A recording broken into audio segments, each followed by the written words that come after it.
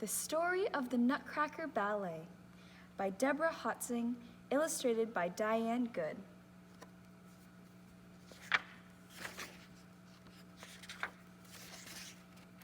It was Christmas Eve, and Marie and her brother Fritz could hardly wait for the party to start. At last, the guests arrived. The drawing room doors were flung open, and a brilliance of light and color flooded the hall. "Oh, it's the most beautiful Christmas tree in the world!" cried the children.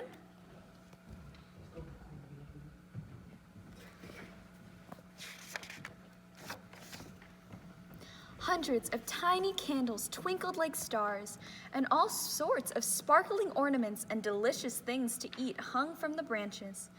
Under the tree were so many presents that the children didn't know what to look at first.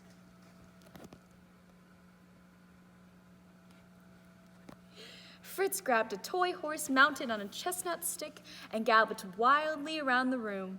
Marie showed everyone her lovely china doll.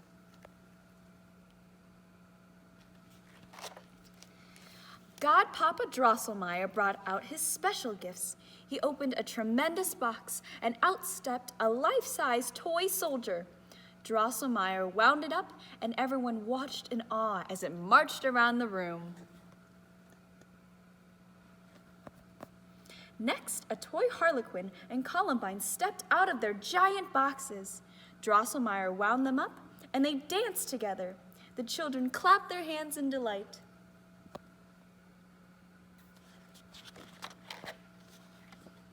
Then Drosselmeyer got out from under the tree his gift for Marie and gave it to her. It was a wooden nutcracker shaped like a little man with a white cotton beard and a cheerful smile from ear to ear. Though it was a small gift, it was the one Marie loved best of all.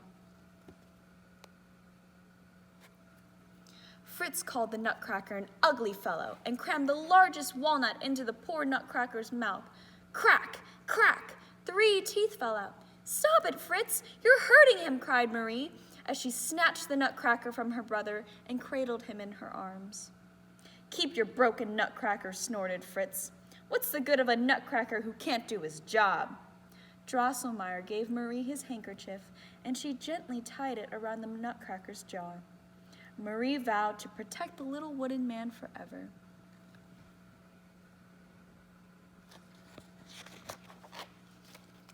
Late that night, after the party was over and everyone was in bed, Marie crept quietly downstairs to the drawing room. The grandfather clock struck midnight. Marie stared at the chiming clock when suddenly Godpapa Drosselmeyer appeared, sitting at the top. "Godfather, what a fright you've given me!" cried Marie.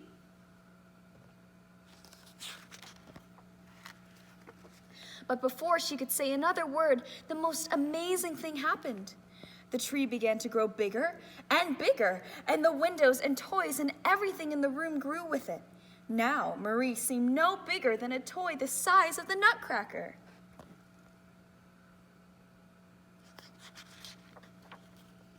Just then, Marie was surrounded by an army of mice. Led by their king, they drew their swords and marched right up to the toy cupboard to challenge their enemy. Drums beat, trumpets blared. It was the toys' call to arms. Soldiers, puppets, dolls, and even candy people rushed out. Then, out of the cupboard leapt the nutcracker, flourishing his sword and leading the toys into battle.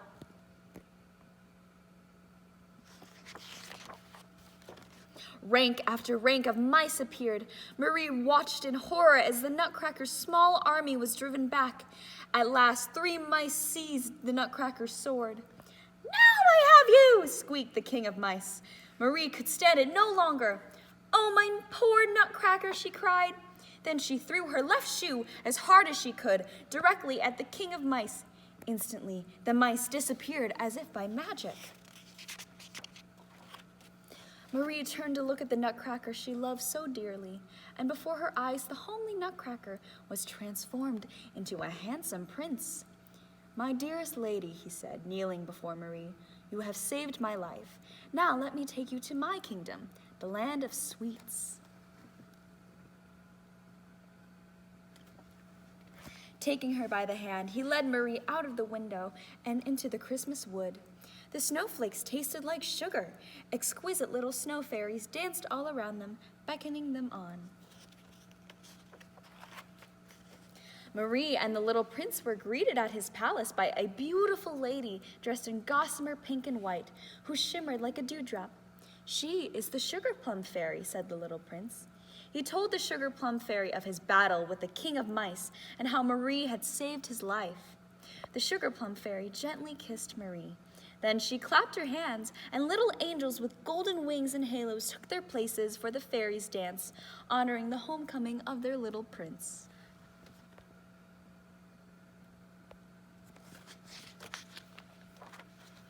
"And now," said the Nutcracker Prince, "to the banquet." He led Marie through the dazzling marzipan palace and into a crystal hall, and together they sat upon a golden throne.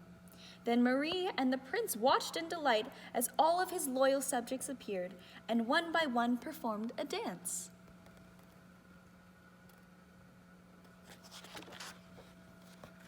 From Russia came the Cossack dancers. Chinese dancers jumped out of a teapot and did a lively dance. From France came Mother Ginger and her little puppets called polichinelles. They scampered out from under her huge skirt and did a playful dance. Then all of the flowers of the kingdom assembled for the Waltz of the Flowers, which was led by the Sugar Plum Fairy. Marie watched the splendor of the dances and as though it was all part of a wonderful dream. "Everything and everyone here is so lovable and full of life," she said. "If only I could stay here forever."